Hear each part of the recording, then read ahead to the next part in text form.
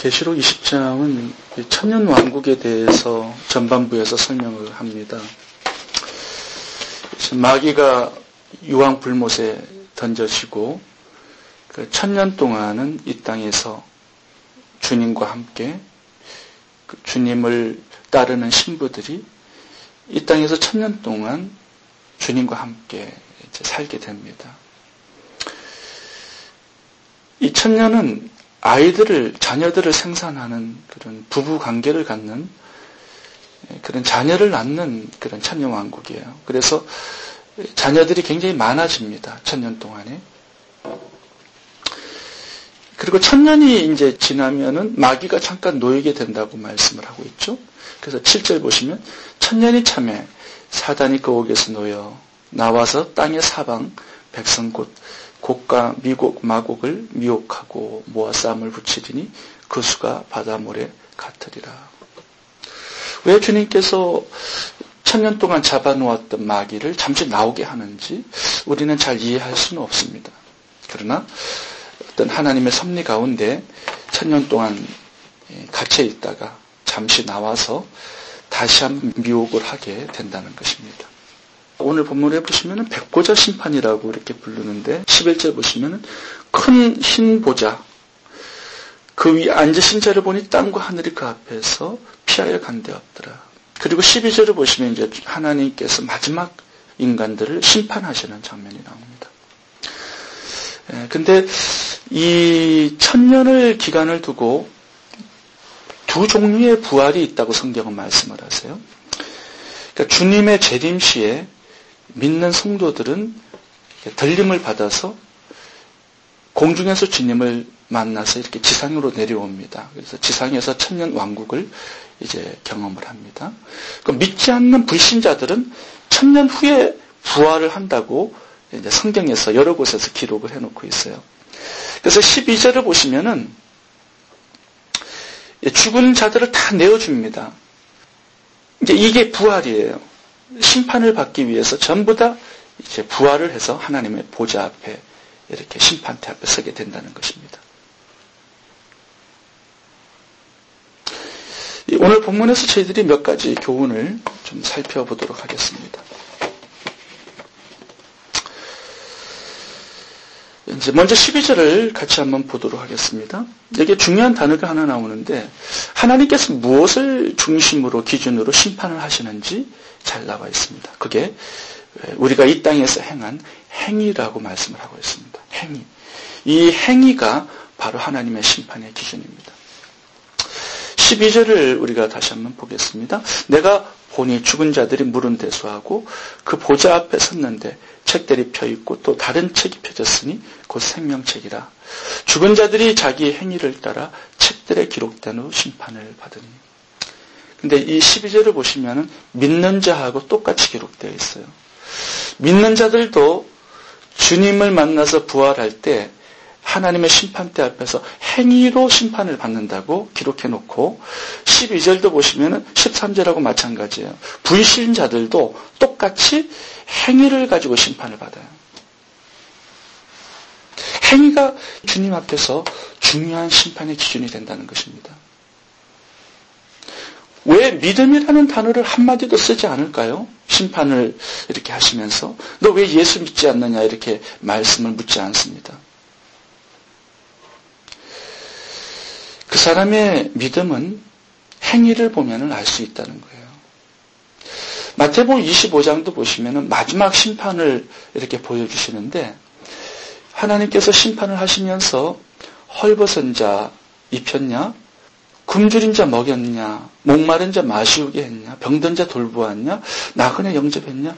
이런 행위를 가지고 주님께서 심판을 하시지 너 예수를 믿었냐? 이를 가지고 심판을 하지 않습니다. 왜냐하면 믿음은 행위를 보면은 잘 알 수 있기 때문에 그렇다는 것입니다. 그래서 하나님은 예수를 믿었냐고 물어보지 아니하시고 너 어떻게 살았느냐고 물어보세요. 그래서 행위가 굉장히 중요한 하나님의 마지막 심판의 기준이 된다는 것을 말씀하고 있습니다. 성경을 보시면은 누가복음 16장도 보시면은 부자와 거지 나사로의 비유에서 부자를 심판하는데 예수를 믿었냐고 이렇게 물어보지 않으세요. 너 왜 거짓 나사로를 돌보지 않았느냐라는 것을 가지고 심판을 하십니다. 그래서 이 땅을 우리가 살아가면서 우리가 하나님께 아름답게 기억될 만한, 상급을 받을 만한 아름다운 행위를 행하면서 사는 것이 굉장히 중요합니다. 모든 하나하나의 모든 일거수일투족을 하나님께서 다 기록해 놓으세요. 특별히 성경을 보시면 다비다의 선행을 기록해 놓으세요. 자기도 과부였지만 과부에게 옷을 지어준 선행을 기록해 놓으세요. 오병이어의 기적을 일으켰을 때 그 꼬마의 런치박스에 그 선행을 기록해 놓으세요. 고넬료의 많은 구제를 하나님께서 기억하셨다고 성경에 기록하세요. 히브리서 11장도 보시면 믿음장인데 노아는 믿음으로 방주를 지었고 모세는 믿음으로 공주의 아들이라는 왕자의 특권을 거부하고 포기하고 출애굽의 사명을 감당하였고 기생 라합은 정탐꾼을 대접하였고 이런 행위를 전부 다 기록했어요. 그러니까 믿음은 행위와 함께 같이 일을 한다는 것입니다. 죽은 믿음은 행동이 없고 살아있는 믿음은 행동으로 순종으로 하나님의 뜻을 행하는 것으로 나간다는 거예요. 그래서 마태복음 7장에서도 말씀합니다. 나더러 주여 주여 하는 자마다 다 천국에 올 것이 아니요 하나님의 뜻대로 행하는 자라야 천국에 올 것이라 이렇게 결론적으로 말씀을 하고 있습니다. 하나님의 말씀을 듣고 순종하는 자는 반석 위에 집을 짓는 자들이고 말씀을 듣고 행치 않는 자는 모래 위에 집을 짓는 자다. 심판이 올 때 무너진다는 말씀을 하고 있습니다. 하나님께서 기록하실 만한 히브리서 11장에 믿음장에서 기록하실 만한 그런 믿음의 아름다운 행위들을 삶 속에서 많이 행하면서 살아야 한다는 것입니다. 행함이 바로 우리의 심판의 기준이 된다고 말씀을 하세요. 두 번째 오늘 본문에서 우리가 교훈을 얻어야 할 것이 있습니다. 그것은 생명록에 우리의 이름이 기록된 것을 기뻐하라고 말씀을 합니다. 14절을 보겠습니다. 사망과 엄부도 불못에 던지우니 이것은 둘째 사망 곧 불못이라. 누구든지 생명책에 기록되지 못한 자는 불못에 던지우더라. 이 심판의 기준이 뭐냐면 생명책에 이름이 기록되어 있느냐 이것이에요. 이거 굉장히 중요하다고 말씀하세요. 예수를 믿는 그 자체가 생명록에 이름이 기록되는 거예요. 이것이 얼마나 귀중한 일인지. 우리가 예수를 믿고 생명책에 이름이 기록되었기 때문에 불못에 던지지 않는다는 거예요. 이것에 제외가 된다는 것이에요. 내 이름이 생명책에 기록되어 있다는 이 사실 하나만 가지고도 우리의 전 일생의 큰 기쁨의 근원으로 삼고 일평생의 큰 감격으로 우리가 이것을 가지고 살아가야 한다는 것을 말씀을 하고 있어요. 예수를 믿지 않아서 생명책에 이름이 기록되지 않는 자들, 영원한 형벌을 받아야 한다는 것입니다. 내가 비즈니스를 해서 큰 재물을 얻는 것보다 더 큰 기쁨, 더 큰 감격이 바로 내가 예수를 믿고 내 이름이 생명책에 기록된 이 구원의 사실이라는 거예요.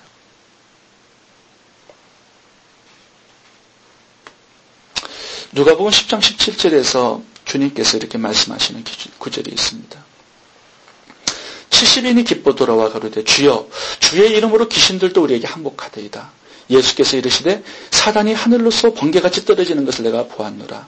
내가 너희에게 뱀과 정갈을 밟으며 원수의 모든 능력을 제할 권세를 주었으니 너희를 해할 자가 결탄코 없으리라. 10장 20절입니다. 그러나 귀신들이 너희에게 항복하는 것으로 기뻐하지 말고 너희 이름이 하늘에 기록된 것으로 기뻐하라 하시니라. 어떤 큰 권세와 능력, 이것이 우리의 기쁨의 근원이 아니라는 거예요. 사업이 잘 되고 못 되고 이것이 우리의 기쁨의 근원이 아니라는 거예요. 교회가 부흥되고 안 되고 이게 우리의 기쁨의 근원이 되어서는 안 된다는 것입니다. 우리가 구원받아서 우리의 이름이 생명책에 기록된 이 한 가지 사실, 내가 자녀가 되고 예수의 신부가 되고 영원한 천국의 백성이 된 그 하나의 사실 때문에 오늘도 기뻐하고 즐거워하고 감격하며 하루를 살 수 있어야 한다. 이렇게 말씀합니다. 세 번째, 우리가 교훈을 한 가지 더 살펴보도록 하겠습니다. 7절입니다. 천년이 참에 사단이 고옥에서 놓여 나와서 땅의 사방 백성 곧 곡과 마곡을 미혹하고 모아 싸움을 붙이리니 그 수가 바다 모래 같으리라. 이 천년 동안에 우리가 이제 천년 왕국에서 살게 되는데 자녀들이 많이 태어나요. 근데 마귀가 다시 한번 그들을 미혹합니다. 그들은 예수를 선택할 수 있는 기회가 단 한 번도 없었어요. 마귀에게 한번 시험해봐라 이렇게 얘기합니다. 그래 우리의 후손들, 자녀들을 사단이 다시 한번 미혹하게 된다는 거예요. 근데 이 9절, 10절을 보시면은 마귀에게 미혹을 당해가지고 함께 유황불못에 던지우는 사람들이, 우리의 후손들이 많이 있을 것이라고 말씀을 하세요. 예수님과 함께 우리가 부활을 해서 영광된 유체를 가지고 이 지상에서 천년 왕국에서 살게 돼요. 그 영광스러운 여러 가지 일들을 우리의 후손들이 보면서 같이 살게 돼요. 근데 그들이 타락하게 된다는 거예요. 아담도 하와도 타락했죠. 에덴 동산에 살았지만 그의 자식들이 가인과 아벨이 태어났지만 가인은 실패합니다. 노아의 방주로 인류를 다 멸할 수밖에 없을 정도로 악했다는 거예요. 동일하게 오늘 본문에도 우리의 후손들을 우리가 책임지지 못하면, 그들의 믿음과 신앙을 우리가 잘 관리해주고 책임지지 못하면 그들도 마귀가 들어가는 영원한 불못에 던지워서 영원히 고통받는 그런 자녀가 될 수밖에 없다고 말씀하세요. 그래서 마지막 세 번째 오늘 교훈을 우리가 살펴볼 때 자녀의 신앙교육이 얼마나 중요한가를 우리가 한번 생각해 봐야 합니다. 자녀의 믿음을 붙들어 줄 수 있는 부모의 신앙이 되어야 한다는 거예요. 자녀가 마귀와 함께 유황불못에 가지 않도록 내가 그 믿음을 붙들어 줄 수 있어야 한다는 것입니다. 그 책임으로 우리 부모들을 자녀들과 만나게 하신 거예요. 이 솔로몬을 보시면은 참 믿음으로 전반부를 잘 살았어요. 근데 마지막 후반부는 참 믿음을 잘 지키지 못하고 엉망으로 살았습니다. 하나님께서 꿈에 나타나서 너 우상 숭배하지 말라고 이렇게 해도 솔로몬이 참된 신앙의 길을 가지 못했습니다. 근데 솔로몬을 보시면은 이 잠언서 전도서에 보면은 참 좋은 글들을 많이 적어놨어요. 그러니까 자녀들을 많이 낳았는데 자녀들을 물론 신앙으로 교육했을 겁니다. 근데 자녀들이 아버지의 신앙을 물려받지 못했어요. 다윗 할아버지의 신앙도 물려받지 못하고 타락해서 불신앙적으로 자녀들이 다 인생을 그렇게 살아갑니다. 그의 장자 르호보암이 있어요. 나라가 나누어져서 르호보암이 북왕조의 왕이 되었습니다. 근데 르호보암이 솔로몬의 교육을 잘 받고 살았는데 그가 우상 신당을 만들어 놓고 백성들을 다 거기에 절하게 만들면서 우상 숭배를 하게끔 만드는 그런 사람이 되어버렸어요. 왜 그런지 아세요? 르호보암과 솔로몬의 자녀들이 다 타락한 인생을 살아가요. 왜 그런지 아세요? 솔로몬이 글하고 말은 참 은혜롭게 잘했는데 삶이 엉망이었어요. 자녀들이 부모의 말을 듣고 자라는 게 아니라 그들의 삶을 보고 자라나요. 그래서 삶을 보고 신앙을 배우는 거예요. 솔로몬은 말은 잘했지만 1000명의 여자들과 간음을 하고 그들이 가져온 우상을 함께 숭배한 그런 우상 숭배에 빠졌던 인생의 마지막 후반부를 자녀들에게 보여주면서 살았어요. 그럴 때 자녀들은 속지 않아요. 부모의 말과 삶이 다를 때 자녀들은 헷갈리게 되는 거예요. 저는 이렇게 자녀들이 엇나가고 부모의 신앙을 잘 물려받지 못하는 그런 문제를 이렇게 보면서 부모의 신앙이 참 헷갈리는 신앙을 가지고 있기 때문이다. 저는 그렇게 결론을 얻었습니다. 말은 잘하는데 하나님의 말씀은 많이 얘기하는데 삶이 하나님의 말씀에 순종하는 삶이 아니에요. 그러니까 자녀들은 헷갈리는 거예요. 그래서 자녀들이 부모의 신앙을 우습게 여기고 그들의 신앙을 본받지 않는 것입니다. 여러분, 신앙을 보여줘야 돼요. 삶을 보여줘야 돼요. 그럴 때 그 삶을 보면서 자녀들은 부모의 신앙을 본받게 되는 것입니다. 엘리 제사장도 마찬가지. 홈리의 비느하스가 하나님께서 죽여버리실 정도로 타락을 했어요. 엘리 제사장의 삶이 엉망이었기 때문에 그런 것입니다. 여러분, 속일 수 없습니다. 부모는, 이 자녀들은요, 부모의 신앙을, 삶을 그대로 물려받게 되어 있어요. 눈으로 말씀에 순종하는 삶을 잘 보여줄 수 있어야 합니다. 오늘 세 가지 저희들의 교훈을 살펴보았습니다.